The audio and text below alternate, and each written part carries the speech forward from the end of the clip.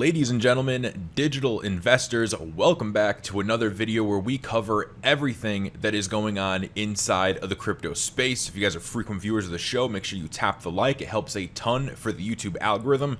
This video is going to be a little bit different. I don't have much news to show you guys on this one, pretty much none at all, though we will go into a couple of articles. But the main thing that I want to go over on this video is the top 3 cryptos that I am currently buying, and if I had extra dollars, where I would put them. Before I go any further, I just want to say that obviously this is not financial advice at all. This is just my opinion, and this is just what I'm doing. I also posted this in my Patreon yesterday, and there is some extra content on the Patreon video, so all of you patrons, make sure you go and check that out. But I figured I would share it on my YouTube as well, just because of all the support you guys have been giving me. I'm really appreciative of it, and I don't usually make videos like this, so I do hope that you guys enjoy it. Again, these are going to be the top 3 cryptos that I am buying right now based on, a lot of different reasons, based on the previous all-time highs, based on where price is now, based on partnerships, based on leadership. It was very, very hard to get to these, but it's also a bit easy because we have some other projects that are much higher in price, right? So in that way, it was easy to slim down, but I have a lot of projects that I am a big fan of, so it is a little bit tough. So with that said, guys, let's hop into it. And again, this is not financial advice. This is just my opinions. And I urge you guys to leave a comment down below, whether during or after this video, and let me know what 3 coins you would invest in, because I do like reading the comments, and sometimes you guys do give me some really, really cool projects. So the first coin we have here is Hedera Hashgraph, or HBAR. And I will also say that these are in no particular order, right? It's not that HBAR is my number 1 or my number 3. HBAR is just simply on my list. And honestly, for any of you guys who are already familiar with HBAR, this probably is not a surprise to you. I don't think there was any way that I could not put HBAR on this list, just considering what it is that Hedera Hashgraph is, and then also considering the current price of Hedera Hashgraph. It honestly, at 4 cents, I thought Hedera Hashgraph was way too good to be true. And at a quarter here, I still think that Hedera Hashgraph is just way too good to be true. Our total supply is 50 billion, but our circulating is 9 billion. And we currently have a market cap of 2.3 billion with a 24-hour trading volume at 123 million. So there is some good activity here. I guess the main thing that is to be looking at is the chart, and just even taking a look at this line chart here, we can see that things look pretty bullish, right? This chart in relation to other cryptocurrency charts looks extremely bullish. We can see here, it's trading for a long time around the 4 to 5 cent region, and before that, through the 1 to 2 cent region, and it got as high as, let's see, about 39 cents, so almost just touching 40 cents. It went on its first major leg, and like the rest of the market, we had our pullback, and now what we are kind of seeing here is some accumulation, right? While the rest of the market is pumping, while we have Cardano, ADA making all-time highs, and a few other coins making all-time highs, other coins getting close up into their retracement levels, we are seeing HBAR perform similarly. And for a coin that hasn't really been through a full-on bull market before, these coins that are new to bull markets tend to have some of the most explosive gains. So if you were looking to speculate, HBAR to me is not only a good token as a utility hold, but I think it could also be a crazy speculation hold as well.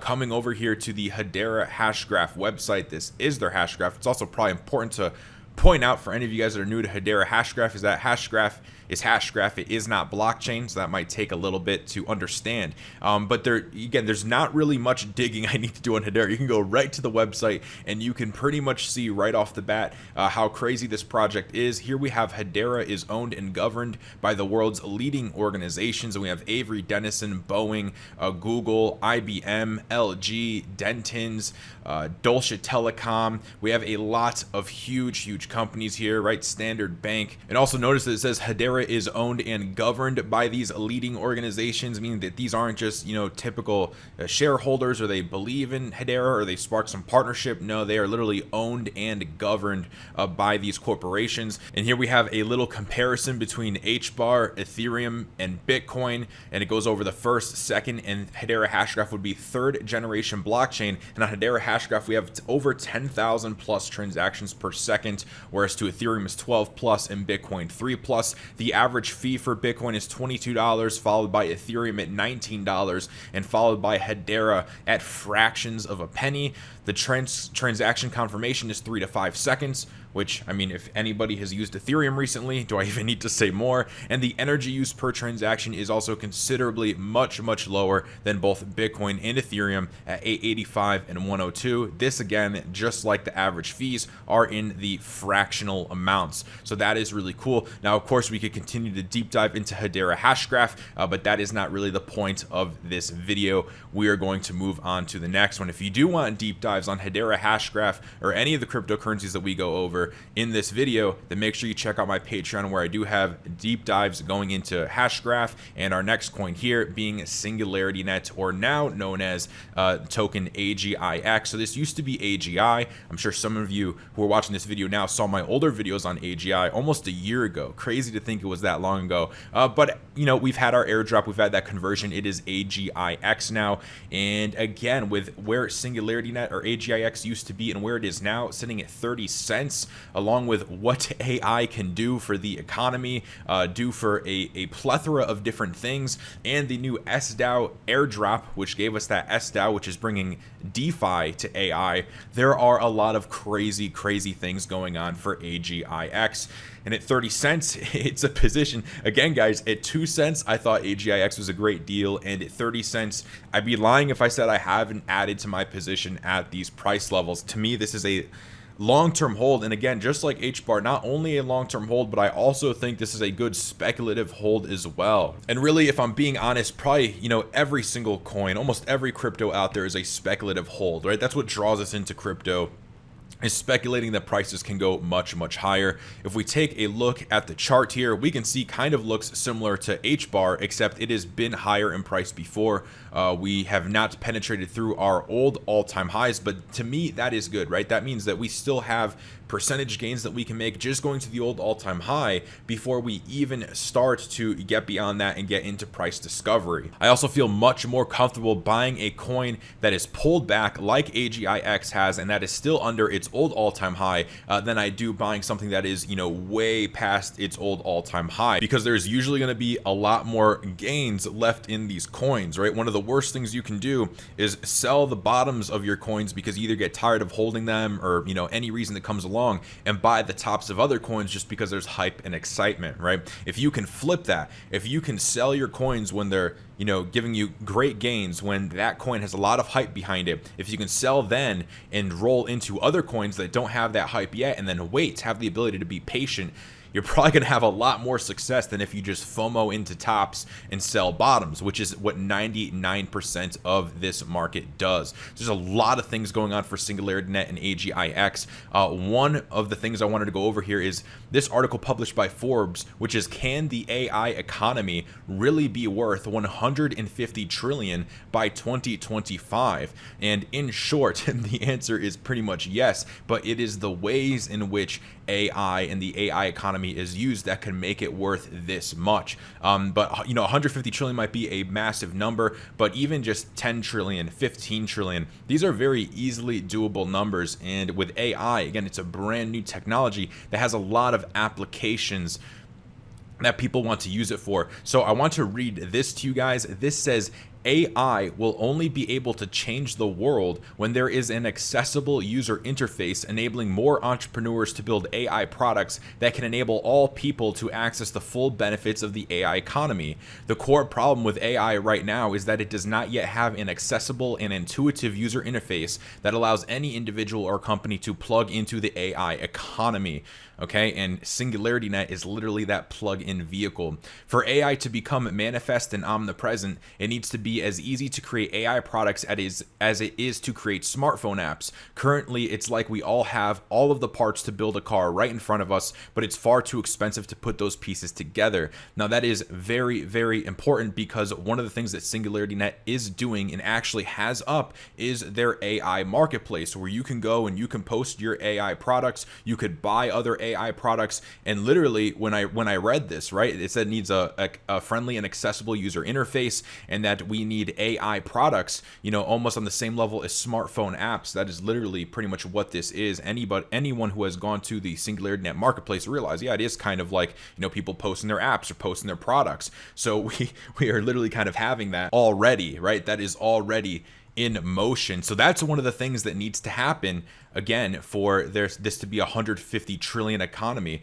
by 2025. One of the other things that they say is this down here: if AI becomes omnipresent across healthcare, biotech, hospitality, retail, and thousands of other industries, it could hugely improve everything about human life, but people first need to be fully woken up to the vast possibilities for quote, alternate intelligence to significantly improve their lives. Okay, so the 150 trillion AI economy by 2025 can get there if it's going across multiple industries. In this case, they talk healthcare, biotech, hospitality, retail, yada yada. Well, I already told you guys that they are building the marketplace, right? So we kind of have that retail, that smartphone app type deal. Well, let's check out the Singularity Net ecosystem right here off the Singularity Net website, right? We have SDAO. We also have Rejuve. For those of you who don't know what Rejuve is, this is going to implement into the healthcare ecosystem. NewNet for a decentralized world computer. There's also 3 other projects here: the Singularity Studio, Decentralized AI Alliance, and True AGI.